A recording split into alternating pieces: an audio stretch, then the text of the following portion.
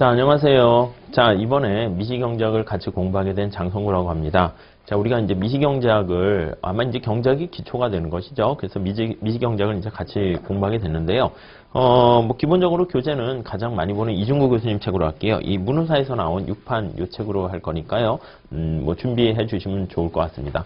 원론보다는 조금 어렵긴 하지만 그래도 원론같이 이렇게 쉽고 기초적인 내용이 잘 설명되어 있기 때문에 처음 공부하시는 분이라든가 아니면 이제 이미 공부하셨어도요, 이제 소설책 읽듯이 쫙 읽으시게 되면은 이제 행간에 여러 가지 숨겨져 있는 의미를 파악하시는 데 도움이 될 거예요. 물론 미시경제학은 나중에 공부를 좀 하시게 되면은 계산 문제로 직접 답을 푸셔야 돼요. 그래서 솔루션을 내셔야 돼요. 문제를 푸셔서 답을 내셔야 되는 건데 기본적인 전 단계로 약간 우리가 내용을 좀 알고 계셔야 되잖아요. 그래서 내용을 간략하게 설명드리고요. 나중에 뭐 뒤에는 연습 문제라든가 아니면 이제 수리적으로 좀 접근하는 부분이 약간 있긴 한데 그런 것들은 따로 추후 이렇게 좀 강좌를 좀 마련해 볼까 생각 중입니다. 그래서 이제 이렇게 정리하세요. 제가 그 챕터별로 해가지고요. 가장 중요한 내용을 쫙 설명드리도록 할 거고요. 궁극적으로 갔을 때는 나중에 이제 문제를 풀어가지고 자꾸 반복한다. 이렇게 생각하시면 될 것 같습니다. 자, 뭐 바로 수업 들어가도록 하겠습니다. 자, 1편 보시면 미시경제학의 입문 해가지고요. 기본적인 얘기를 하고 있어요. 여기 한번 볼게요. 우리가 이제 보통 경제 원론에서는요, 경제학이 뭐냐 이런 얘기를 하게 되는데 경제학이라는 것은요, 사실 어떻게 보면은 사람에 대해서 배우는 게 사회과학이에요. 우리나라가 이렇게 있으면 여기 많은 사람들이 여기 있잖아요. 자, 사람들에 대해서 살펴보는 거예요. 한 개인의 어떤 행동에 대해서 살펴보는 것이고, 그 행동들이 이렇게 모여있는, 이렇게 사람들이 모여서 서로 상호작용하는, 이걸 이제 어떻게 보면 사회라고 볼 수 있는데, 그 사회에서의 사람 간의 상호작용, 그거에 대해서 다루는 게 어떻게 보면 경제학이다, 이렇게 생각하시면 되겠습니다. 자, 우선 뭐 뒤에 다시 또 말씀드리도록 할 테니까, 핵심 포인트는요, 이제 경제학이 뭔가라고 보면, 사람에 대해서 다루는데 이 사람이요, 우선 기본적으로는 욕심이 되게 많아요. 이것저것 하고 싶은 게 되게 많은데 이걸 충족시켜 줄 수 있는 우리가 이제 자원이라고 해요. 자원이 희소하다 이렇게 해서 그래서 이제 경제 문제가 시작된다라고 생각하시면 되겠습니다. 이 자원이라는 것은요, 아시겠지만은 어떤 뭐 물건을 만들 때 투입되는 인풋이라고 볼 수도 있고요. 아니면 우리가 보통 얘기할 때 물건 살 때 필요한 돈 있잖아요. 돈. 소득, 이게 자원이에요. 아니면 에너지, 힘 이렇게 볼 수 있고요. 아니면 시간도 하나의 희소한 자원이다 라고 보시면 돼요. 그래서 우리가 하고 싶은 게 굉장히 많은 걸 하고 싶어요. 근데 여러분들이 뭐 수업을 듣는 걸 선택할 수도 있지만 수업 이외에 뭐 잠을 자거나 영화를 보거나 그렇죠? 아니면 다른 거, 뭐 놀러 가거나 이런 걸 할 수 있는데 이걸 동시에 만약에 한꺼번에 할 수 없다라고 하면 동시에 한다는 건 이상하잖아요. 수업 들으면서 잠자고 수업 들으면서 영화 보면 이거는 집중하는 게 아니기 때문에 여기서 관심 있는 거 하나를 우리가 어쩔 수 없이 선택을 할 수밖에 없어요. 그래서 얘를 만약에 선택했다라고 하면 가장 우리에게 행복을 가져다 주는 것을 우리가 이제 고르고 선택을 하게 되는 것이죠. 나머지 이런 것들은 선택했으면 하는데 선택하지 못했으니까 아쉬움이 남잖아요. 이런 것들 포기하게 되는데 이런 포기에 따른 여러 가지 대가 치르는 거, 이거를 우리는 기회비용이다 이렇게 얘기를 해요. 이 정도는 보통 이제 고등학교 때 경제학을 배웠거나 아니면은 뭐 경제 원론에서도 많이 다루긴 하는 내용이네요. 자, 그래서 우리가 이왕이면 어떤 선택을 할 것인가, 합리적인 선택을 하고 잘 선택해야 된다. 그거에 대해서 다루는 게 경제학이다. 이렇게 생각하시면 될 것 같습니다. 자, 그랬을 때요, 어떤 거 여기 보시면 선택이라는 거에 우리가 얘기를 할 때는요, 반드시 어떤 걸 포기해야 되잖아요. 그래서 선택과 항상 같이 바늘과 실이 가는 게 바로 기회비용과 선택이다. 이렇게 생각하시면 되겠고요.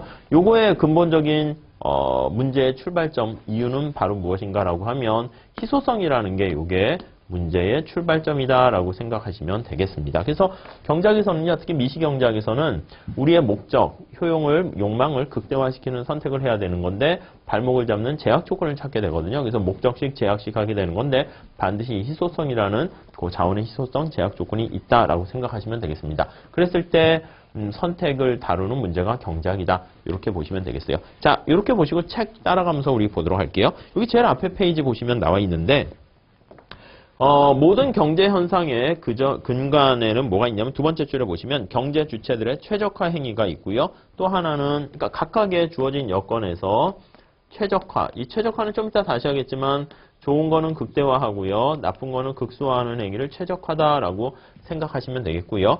그래서 최적화 행위가 자리 잡고 있고요. 그리고 상반된 경제적 힘 사이에서 발생하는 균형이라는 요 개념. 이게 이제 항상의 경제학에서 관심을 갖는 단어다. 이렇게 보시면 되겠습니다. 최적화 얘기가 거기 살짝 있는데 한번 볼까요?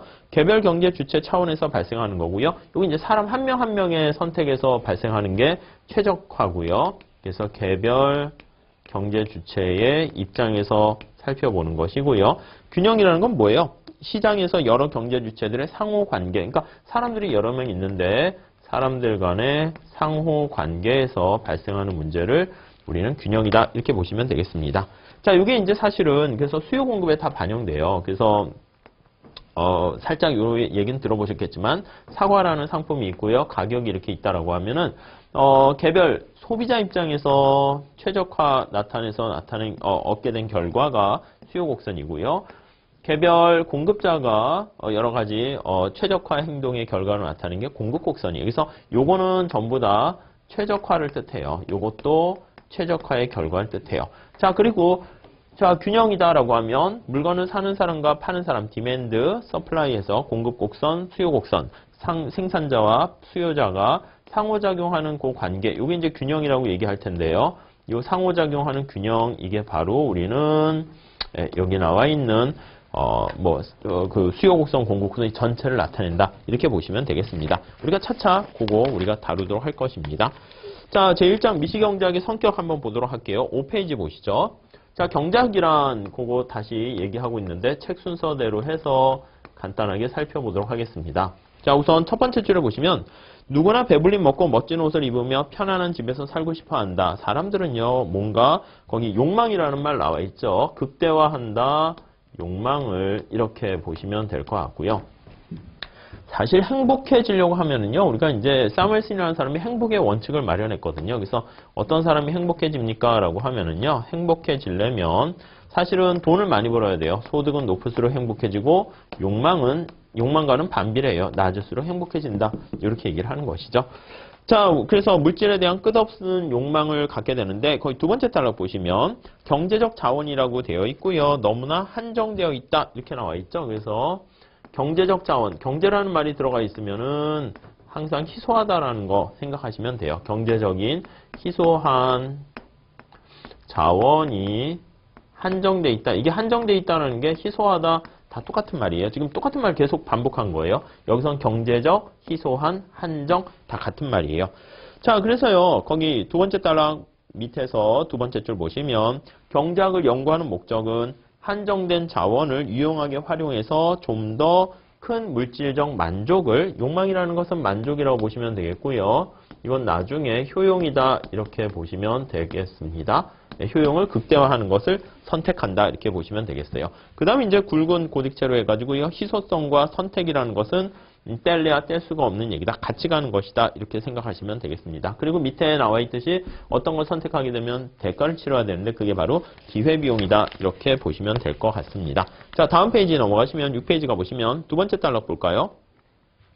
경제학의 본질을 한마디로 설명하세요 라고 하면 제일 중요한 게 이게 선택이에요. 선택. 그래서 거기 보시면은요. 결혼을 할까 말까 그것도 선택이고 아기를 낳을까 말까 매 순간 직면하는 선택을 우리는 나중에 한계적인 방식으로 접근하는데요. 한계라는 것은 마지널이에요. 이건 뭐냐면 아기를 낳는다 할게요. 그러면 추가적으로 하나 더 추가했을 때요. 그래서 한 개 더 추가시 이건데 아기를 낳는다라고 하면은요. 아기를 이제 이미 한 명을 낳았어요. 근데 한 명 더 추가적으로 낳을까 말까 고민하고 있는 상태라고 하면은요. 그때 얻게 되는 베네핏이 있어요. 이득이 있고요. 아기를 얻게 됐을 때 즐거움이죠. 그때 치르는 대가가 있어요. 뭐 짜증나기도 하고 아니면 애를 키우는데 교육비가 들기도 해요. 그런데 그 코스트를 치르고 그거보다 베네핏이 더 크게 되면 아기를 더 낳는 게 낫고요. 만약에 코스트가 크면 그때 아기를 낳지 않는 게 낫고요. 그런 의사결정하는데 기본 주춧돌이 되는 판단 기준이 되는 게 바로 한계적인 접근 방법이다. 이렇게 얘기를 하게 되네요. 여기 이제 나중에 자세하게 볼 기회가 있을 거예요. 아무튼 그런 것들 한계라는 접근법을 이용해 가지고요. 여기저기 그 결혼할까 문제뿐만 아니라 사회 여러 가지 현상들에 대해서 분석하려고 하고 범죄뿐만 아니라 범죄를 더 저지를까 말까 공부를 1시간 더 할까 말까 뭐 연애를 한다라고 할 때 뭐 1년 더 사귈까 말까, 한 달 더 사귈까 말까 이런 것도 다 이렇게 똑같은 원리로 접근하게 돼요. 그래서 이러한 접근 방법에 대해서 비판하는 사람은 경제학 제국주의다 이렇게 얘기하기도 하는데 뭐 살짝 뭐 아무튼 나름대로의 의미는 있다라고 보시면 되겠습니다. 자, 이게 이제 경제학의 기본적인 얘기가 되겠고요. 경제학은 크게 미시경제학과 거시경제학으로 나눠요. 그래서 밑에 보시면 미시경제랑 거시경제 구분하는 거 나와 있네요. 거기 보시면 미시는요, 이 개별 경제 주체들을 하나하나 살펴보는 게 미시경제학이에요. 그래서 이 사람의 이름을 봤더니 가계라고 하고요, 기업이라고 하고요, 이게 정부라고 해요. 그래서 요거를 하나씩 잘게 쪼개서요. 미시, 이걸 마이크로예요. 작게 본다는 것이죠. 그래서 이게 이제 전체적인 숲이 이렇게 있다라고 하면은 숲에서 나무를 하나하나씩 현미경 가지고 보는 거예요. 그래서 현미경을 가지고 나무를 바라보듯이 살펴보는 게 미시경제학이다. 이렇게 보시면 되겠습니다.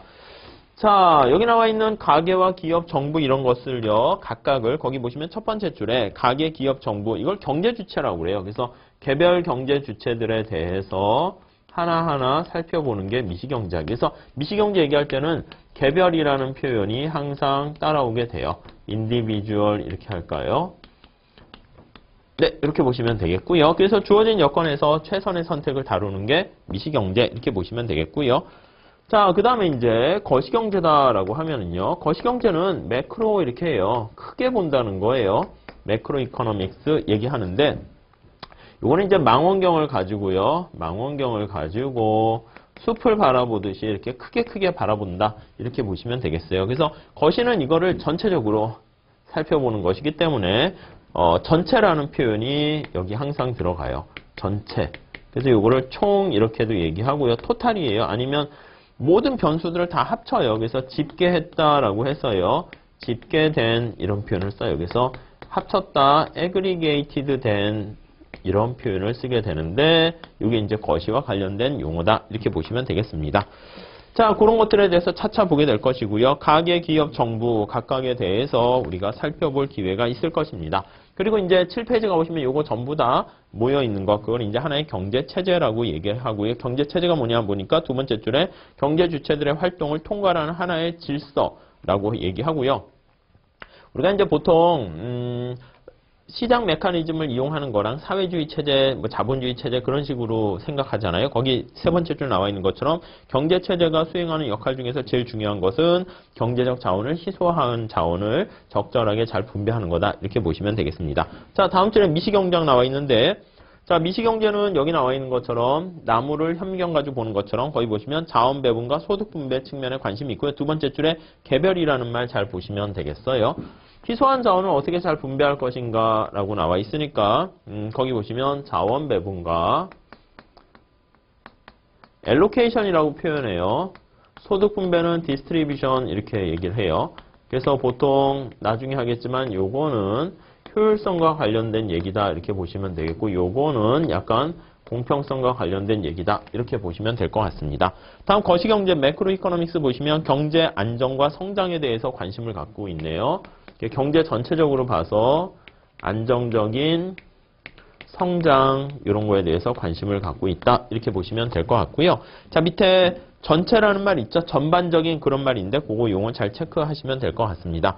그 다음에 이제 요거 두 개 합한 게 이제 균형의 개념이고 미시경제에서는 여기 희소한 자원의 배분과 소득 분배 이 역할을 주로 하는 게 어떤 게 해결합니까? 라고 하면 가격이 이제 그 문제를 해결해 주네요. 그래서 이것을 가격론이다. 프라이스 티어리 이렇게 하면은 그게 이제 미시경제학이고요. 이 경제 성장과 이거니까 파이를 크게 만드는 게 우리 목적이죠. 그래서 균형 국민소득이 어떻게 결정되는가에 초점 맞춰서요. 그래서 국민소득 결정론 이렇게 얘기하면은 그게 바로 거시경제학이다. 이렇게 보시면 될 것 같습니다. 자, 분석의 편의상 나타낸 것이고요. 이거 두 개는 상호 배타적인 건 아니고 상호 분석을 할 때 보완적이다. 그래서 옛날에는요. 거시 분석할 때는 미시는 필요 없다라고 했는데 요즘은 거시경제학도요. 미시적인. 그러니까 국가경제 전체를 운영할 때도 정부가 어떻게 운영할 것인가라고 하면 개별 경제 주체들의 최적화된 행동을 보고하기 때문에 최근에는 거시를 분석할 때도요. 미시를 기반을 둬요. 그래서 마이크로 기반을 둔 파운디드 된 매크로 거시 분석이다, 어널리시스다 이렇게 얘기를 하게 되네요. 네, 그 정도 정리하시면 될 것 같습니다. 자, 8페이지 가보시면 우리가 미시경제학이든 거시경제학이든 경제학을 처음 할 때는 그 언어를 배워야 돼요. 그래서 거시가 가더라도 이제 미시, 음악을 배울 때는 여러 가지 이런 거 아시죠? 뭐 이런 거 높은 음자리표나 뭐 이런 거 우리가 이해해야 되잖아요. 알파벳 알아야 되는 것처럼 이런 거 모르게 되면 사실 의미가 없어요. 똑똑한 아인슈타인이라도요. 음악을 처음에 공부 시작하려면 저 음표 알아야 돼요. 물론 이제 피아노를 치던 뭐 하던 보통 사람보다 빨리 칠 수는 있겠지만은 아무튼 기초 단계는 밟아가야 돼요. 그래서 우리가 이걸 점프하고 싶기도 하고 그냥 대충 보고 싶긴 하겠지만 이게 뒤에 가서도 계속 반복할 파트는 아니니까 그냥 지금 그래도 시간적 여유가 있을 때 꼼꼼히 한 번쯤 읽어보시면 좋을 것 같습니다. 자, 미시와 거시 크게 이렇게 살펴봤는데 이걸 살펴보기 위한 이제 경제를 분석하기 위한 몇 가지 방법론에 대해서 얘기를 해보도록 할게요. 그래서 경제학의 방법론 이렇게 나와 있네요. 자, 한번 간단히 체크해 보도록 합시다. 자, 우선 첫 번째 보시면은 자, 사회과학이라는 것은 사회에서 일어나는 많은 사람들의 어떤 행동을 살펴보는 것인데 거기 상호관계라는 말 나와 있고요. 그걸 이제 한꺼번에 다 보려고 하면 죽도 밥도 안 돼요. 그래서 거기 우리가 주로 사용하는 것은 모델을 사용해요. 모형을 사용한다 이렇게 보시면 되겠어요. 모델. 모형 비행기 생각하시면 돼요. 근데 이 모형 비행기는 너무 사회 현상이 복잡하기 때문에 그거를 단순화시키는 거지 그걸 축소한 개념은 아니에요. 그래서 현상을 단순화시킨 것이다. 보고자 하는 것만 딱 집어서 살펴보는 거예요. 그래야지 그 원리를 파악하는 데는 훨씬 더 도움이 되는 거예요. 그래서 네 번째 줄에 있죠. 현실 세계의 복잡한 것을, 복잡한 현실을 좀 뭔가 추상화라고 돼 있는데 단순화, 추상화 같은 말로 생각하시면 되겠어요. 피카소 그림 같은 거 있잖아요. 핵심 포인트만 집어가지고 그 사람의 특성을 잘 설명하는 거. 그게 바로 모형, 모델이다 라고 보시면 되겠습니다. 9페이지에 나와 있어요. 이코노믹 모델 보시면 첫 번째 줄에 현실의 모든 것을 그대로 축소하는 것은 아무런 의미가 없고요. 단순화, 추상화한다는 것은 보고 싶은 부분을 강조하고요. 관심 없는 부분은요. 거기 보시면은 두 번째 단락 첫 번째 줄에 있어요. 관심 없는 부분은 그냥 아예 없애버린다라는 거. 과감하게 사상이라는 말 썼어요. 제거해버린다라고 보시면 되겠어요. 그냥 제거한다고 쓸게요. 관심 있는 부분은 강조하고요. 관심 없는 것은 제거하는. 그게 이제 경제 모델이다. 이렇게 보시면 되겠습니다. 자, 이 모형을 만들기 위해서는요. 거기 세 번째 단락에 뭐 가정과 명제 이렇게 나와 있는데 어떤 모델이 가장 이렇게 좋은 모델이냐라고 하면 이제 이론을 세울 때 틈새가 없어야 돼요. 논리적 정합성이라고 할까? 정치하게 만드는 게 가장 좋지만 사실은 더 중요한 건 경제가 현실을 우리가 설명하기 위한 것이기 때문에 거의 각지에도 나와 있어요. 현실 설명력이 높아야 돼. 그래서 좋은 모델이라는 것은 이론의 어떤 이론 과정의 논리적 적합성이라고 할까? 타당성뿐만 아니라 그리고 현실의 설명력도 이렇게 잘 갖춰야지 좋은 모델이다. 이렇게 볼 수가 있겠습니다. 그리고 이제 경제라는 게 이제 먼 미래를 예측하는 것이니까 현실의 설명력이라는 건 거기 나와 있는 것처럼 예측과 관련된 정확성 이렇게 보시면 되겠죠. 특히 거시에서 좀 더 의미가 있을 것입니다. 네, 그 정도 정리하시면 되겠고요. 다음에 10페이지 가보시면 연역적 방법과 귀납적 방법 이렇게 나와 있어요. 자, 연역적 방법은 아시겠지만 그리고 귀납적. 자, 연역적 방법은 거기 보시면은요. 네 번째 줄에 있네요. 자명하다 생각되는 일련의 가정이나 공리라는 것은 증명할 필요가 없는 다 받아들이는 그런 거예요. 그걸 중심으로 해서 논리적인 법칙에 부합하는 추론을 통해서 보통 이제 수학을 많이 사용하는 것이죠. 그리고 귀납적 방법이다라고 하면은 현실 세계 개별 사실들을 막 이렇게 데이터를 모아서 집계를 해가지고요. 거기서 어떤 특성을 찾아내는 거예요. 그래서 관찰을 통해 가지고 그 데이터를 모아서 어떤 일반적인 명제를 도출해내는 것이고 보통 이제 통계학을 이제 사용한다라고 생각하시면 되겠습니다. 계량 기법이고 수학을 이용한 것이다. 이렇게 보시면 되겠죠. 자, 다음에 이제 최적화와 균형 한번 보도록 할게요. 자, 최적화와 균형. 여기서는 내용이 어렵다기보다는 경제와 관련된 용어들 그걸 한번 꼼꼼히 살펴보는 거예요. 이거는 암기해서 표현으로 뱉어내실 필요는 없고요. 그냥 몸으로 좀 느끼시면 될 것 같습니다. 자, 최적화라는 것은요. 화자가 붙어 있잖아요. 옵티멈이 아니라 옵티마이제이션 optimization. 이게 동사를 optimize라는 것을 명사로 만든 거예요. 그래서 좋은 것은 뭔가 극대화하고 나쁜 것은 극소화하려는 그런 사람의 어떤 의지가 담겨 있는 게 maximization, minimization, 요거를 우리가 최적화다 이렇게 얘기를 합니다. 그래서 거기 밑에서 두 번째 줄 보시면 경제 주체, 의사결정자 차원에서 발생하는 것이고 개별 측면에서 발생하는 거예요. 가장 바람직하다고 생각하는 상태를 만들기 위한 여기 뭐뭐 하겠다는 의지, 노력의 산물이다라는 거, 노력이라는 게 여기 숨겨 있다라고 보시면 될 것 같고요.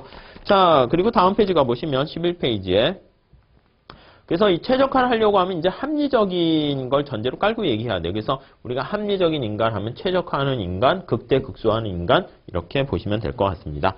자, 균형이라는 얘기는 경제 주체들이 이제 모여 있는 상호작용이죠. 거기 상호관계에서 나타내는 개념이다. 이렇게 보시면 될 것 같고요. 자, 그래서 우리가 관심 갖는 것은 최적화, 합리성, 균형 이런 것들이 우리의 이제 관심사가 되게 됩니다. 그래서 이제 합리성이라는 개념 조금 더 진행하도록 할게요. 합리성 이렇게 얘기하고 있네요. 합리성. 자, 거기 보시면요. 합리성이 레셔널리티예요. 레셔널이에요.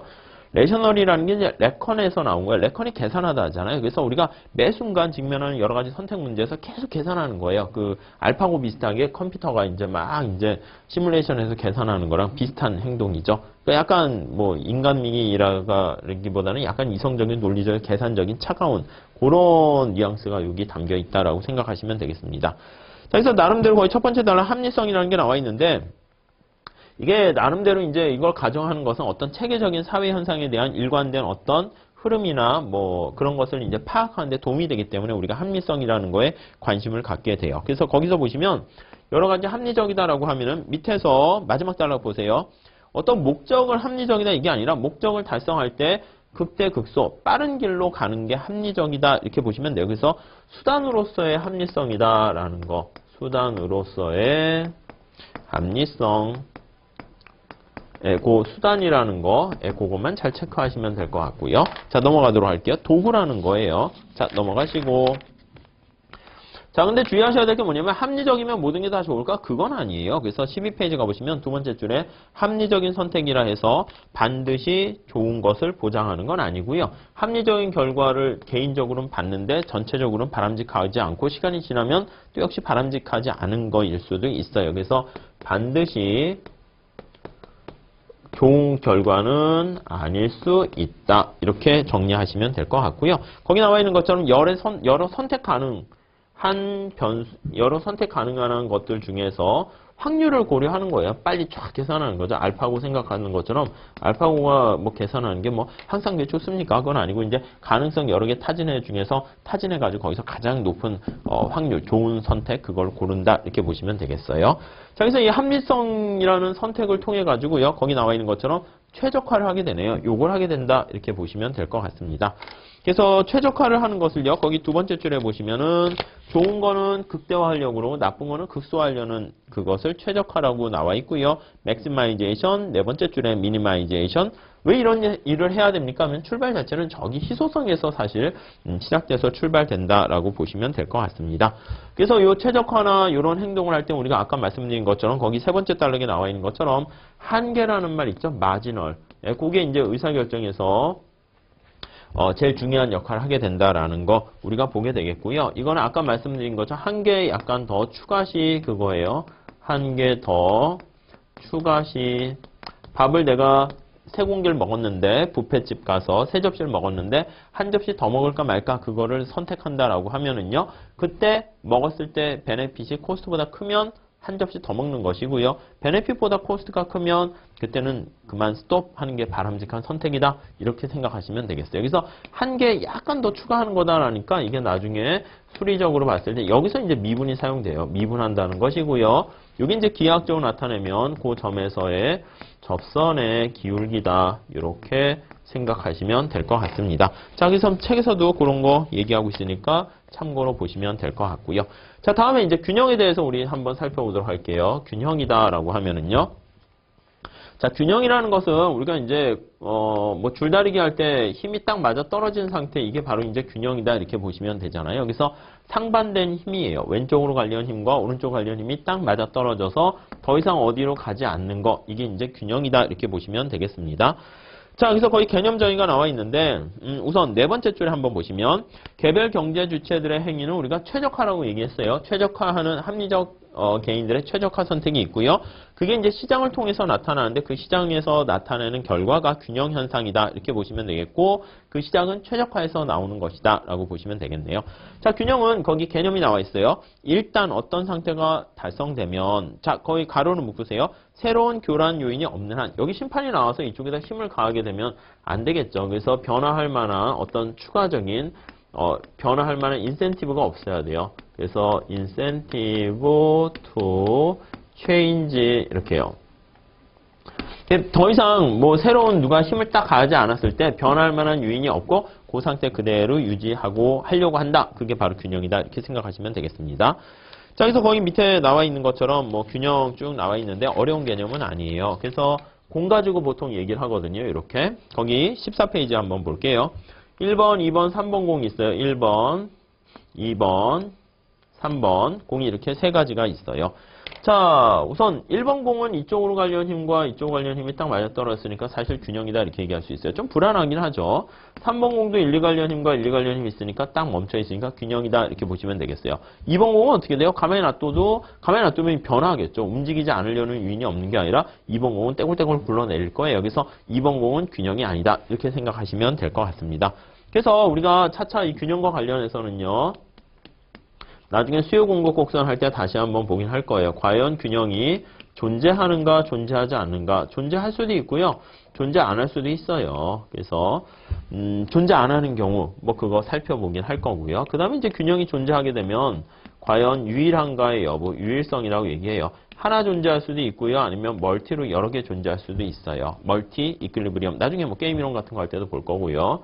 다음에 이제 균형과 관련해서요. 안정적인가 불안정적인가 그게 이제 안정성 이렇게 얘기를 할 수 있어요. 스테빌리티. 그거는 안정성은 뭐냐면 간단한 건데 2번은 균형이 아니니까 빼버리고요. 3번 같은 경우에는 보면 누가 힘을 딱 가했어요. 외부적인 힘을 가하게 되면 공이 이렇게 올라갔다가 다시 원 상태로 되돌아오잖아요. 그게 이제 안정적이다 이렇게 얘기를 하는 것이고 1번에다 힘을 가하게 되면 공이 이렇게 계속 내려가서요. 다시 원래 상태로 되돌아오지 않네요. 그래서 그런 균형을 우리가 불안정적이다, unstable하다 이렇게 얘기를 하게 됩니다. 자, 그래서 그런 것들 우리가 차차 나중에 배울 테니까 간단히 그냥 용어 정도만 보시면 될 것 같고요. 15페이지 가보시면 경작은 과연 합리적인가 이렇게 나와 있어요. 두 번째 줄 입만 열면 효율성과 막 이런 것만 얘기하는 건데 사실 그래서 차가워 보이긴 해요. 근데 다음 페이지 한번 가보시면은요.